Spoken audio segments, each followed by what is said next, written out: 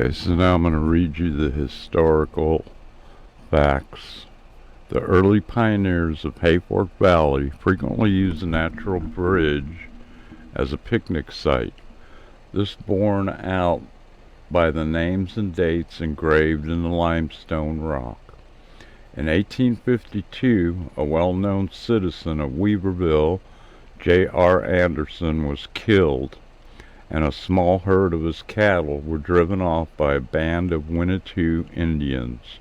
A few hours later, Trinity Sheriff William H. Dixon and a number of men went in pursuit. After several days of tracking through the rugged mountains, Dixon's party set up a camp on Hayfork Creek while scouts were sent out to locate the Indians. Late that afternoon, a scout reported sighting an Indian rancheria a few miles from Dixon's camp. From a vantage point on Natural Bridge, the scouts could see smoke from their campfires a short distance upstream, and even described children playing. Under cover of darkness, the party quickly made their way up the narrow draw known as Bridge Gulch and surrounded the encampment. When the morning sun broke through the trees, the camp began to stir. As men, women, and children of the tribe gathered to hear their leader speak, a shot rang out and he dropped to the ground. Chaos broke out as Sheriff Dixon's men began firing at everyone they could line up in their gun sights. Soon, however, the shooting ended as Dixon's men ran out of targets. When all was quiet, the party cautiously made their way down the mountainside and into the Winnetou camp, where smoke from burning teepees curled toward the sky and the smell of gunpowder hung in the air. All that remained of the 150 Winnetous were 3 children. Accounts vary. This is where Donna told me she heard that Indian Gracie had one baby that she had saved and took care of for days before she finally came out of the woods after living off the land, I guess, the best she could. The band that had killed Mr. Anderson and driven off his cattle were not among those who had died in the camp. Simply amazing. They made a mistake. If they had stolen a small herd of cattle, wouldn't they have been around that camp somewhere? That should have told them something. That's the logical thing. You go and you talk to these people. But that's not what happened. Hell, they must have been Democrats. So, this place was like 100-yard wide natural dam. And in one of the photos with the smaller opening is looking at it through the backside.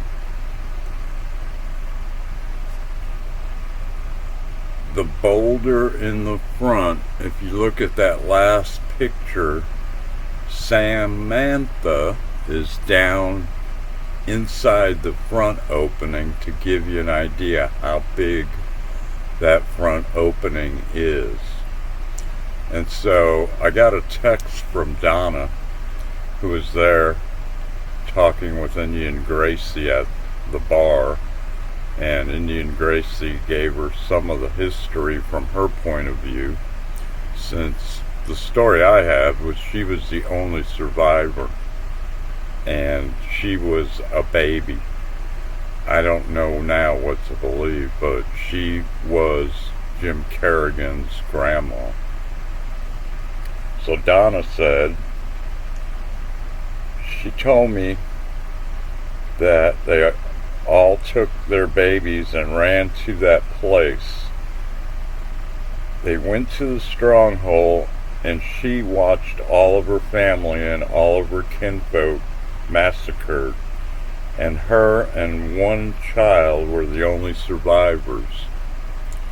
She spent weeks there before she finally came out. She was eating off the land and taking care of the baby. Donna says, "I'm not sure who the baby was. It may have been Indian Joe." She said it was so bloody and so nasty that she felt like she was in hell. I replied, "Jim Kerrigan, I don't know if you remember him, he said his grandmother was the only survivor, and that's all he mentions about it on a video on YouTube." That was the other reason I wanted to see if my story and yours jive with hers. But maybe the baby may have been his mother. In other words, Indian Gracie might have been Jim Kerrigan's, well, not mother, but her daughter's son. She had 2 daughters and a son, Shirley, Sharon, and Indian Dave. Donna goes on, "I think so. She seemed terrified when she was telling me the story. She was one hard woman." And that's about what Donna remembers. And I'm looking through the text, and that's basically all I have. And anyway, such a horrible thing what people do to people. They didn't have no evidence that they had killed this rancher in Weaverville. We do know that they stole one small steer to eat because they were starving and it was winter or early spring. They got dealt a dirty hand by the people that took over that county at the time.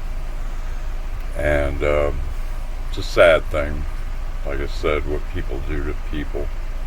Anyway, I was lucky enough to meet them, the son, and the son I mentioned in my story, and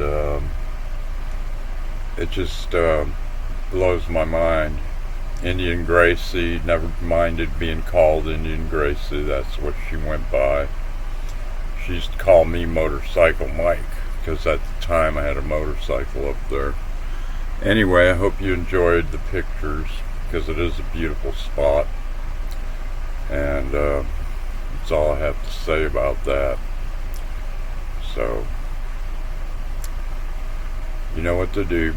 Thanks. And I'm going to post a couple more of my chapters of my book, and I have some of the history also in that book of Hayfork and Weaverville. Thanks. Here at the end I have put 3 photos. One of the hotel finished. The second black and white actually has orbs in it too, but there's Indian Dave and Indian Gracie in '82 on a postcard walking toward the restaurant. And then the last photo of the hotel is me painting it. So this was part of my story, and I figured I'd put this in as a separate video. Of course, I cover the ghost in the picture on the 2nd floor above me, and it's in a magnified view also, but it's in one of the chapters. So there you have it. Thanks for listening and watching. Very interesting place, very interesting town. Trinity County, God's country, Bigfoot country, and known for gold.